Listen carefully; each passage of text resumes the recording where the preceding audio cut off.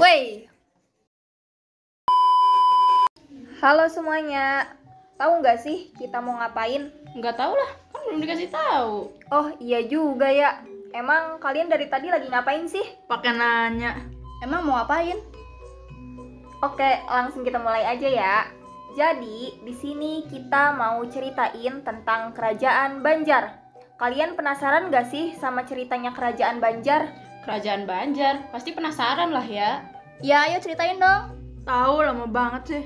Oke, tenang. Untuk yang pertama, letak Kerajaan Banjar.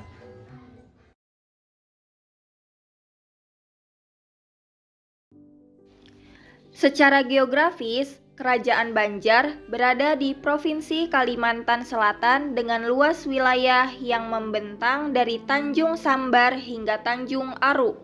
Selama berdiri, pusat pemerintahan Kesultanan Banjar harus berpindah-pindah dari satu tempat ke tempat yang lain tidak kurang dari 5 kali. Mulanya, kerajaan ini beribu kota di Kuin Banjarmasin. Tetapi kemudian dipindah ke Martapura sekitar tahun 1650-an. Wah, pasti pada masa itu di Kerajaan Banjar punya raja yang terbesar kan? Yang bikin Kerajaan Banjar itu bisa mencapai masa kejayaannya ya. Pasti punya dong. Nih, aku kasih tahu deh. Masa kejayaan Kerajaan Banjar terjadi pada dekade pertama abad ke-17 di bawah pimpinan Sultan Musta'in Billah pada tahun 1595 sampai 1638 Masehi. Pada periode ini, Banjar menjadi bandar perdagangan besar dengan komoditas utamanya yang terdiri dari lada hitam, madu, rotan, emas, intan, damar, dan kulit binatang. Sedangkan wilayahnya berhasil diperluas hingga Sambas, Lawai, Sukadana, Kota Waringin, Pembuang, Sampit, Mendawai, Kahayan Hilir, Kahayan Hulu, Kutai, Pasir, Pulau Laut, Satuy, Asam-Asam, Kintab, dan Suarangan.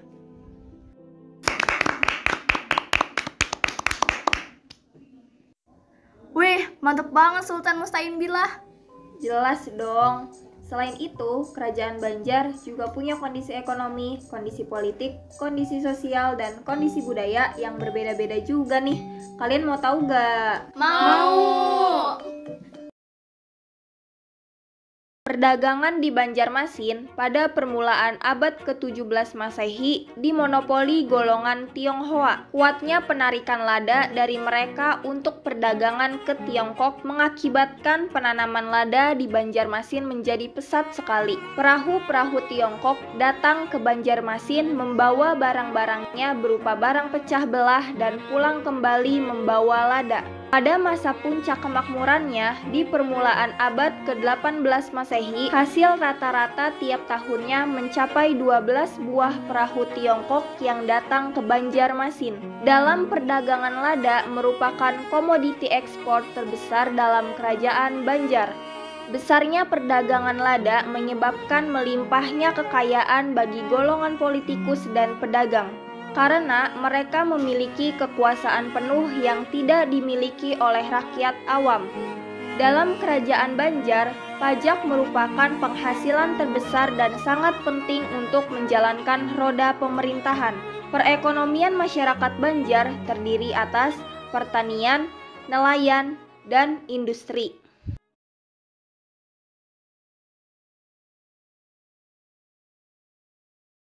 Kehidupan politik Kerajaan Banjar menggunakan sistem politik elit birokrasi yang sudah diterapkan di Kerajaan Banjar ini, di mana setiap daerah kekuasaan sudah memiliki pemimpin sendiri-sendiri.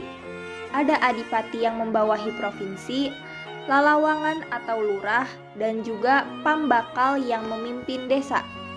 Sistem pemerintahan Kesultanan Banjar masih mengikuti negara Daha, di mana jabatan raja diturunkan kepada golongan tutus atau keturunan raja. Sedangkan jabatan tertinggi setelah raja, yaitu Perdana Menteri yang bergelar Mangkubumi, ditempati oleh golongan jaba atau rakyat biasa yang berjasa besar terhadap kerajaan.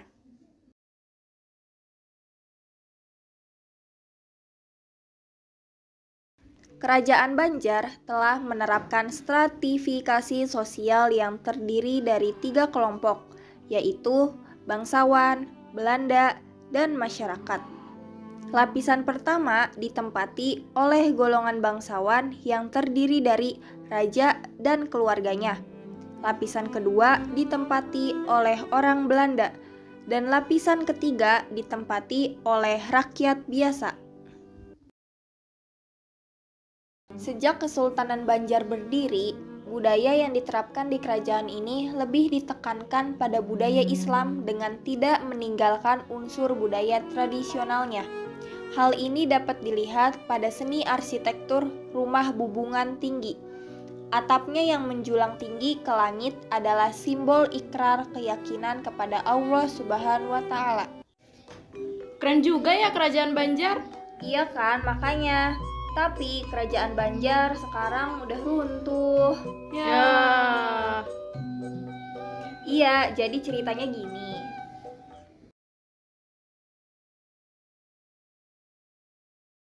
Masa kemunduran kerajaan Banjar mulai bisa dirasakan saat kerajaan tersebut terancam diserang oleh kerajaan Mataram Islam. Akan tetapi, hal ini bisa diredakan dengan adanya perjanjian damai tahun 1637. Adanya polemik dengan VOC atau Belanda membuat kerajaan Banjar kian terpuruk. Namun, penyebab utamanya adalah invasi kerajaan Belanda pada tahun 1850 yang menyebabkan jatuhnya kerajaan Banjar. Kerajaan Belanda lebih kuat dan canggih dalam hal kekuatan militer dan teknologi. Itu juga dimotivasi oleh kepentingan ekonomi dan tujuan penyebaran agama Kristen. Kerajaan Banjar tidak mampu menahan serangan tersebut dan akhirnya dikalahkan dan dijajah oleh Belanda. Waduh. Tapi tenang-tenang, kita masih bisa ngeliat peninggalan dari kerajaan Banjar. Apaan tuh? Kamu nanya? Iya, kita bertanya-tanya. Boleh. Lama. Iya nih, aku sebutin ya.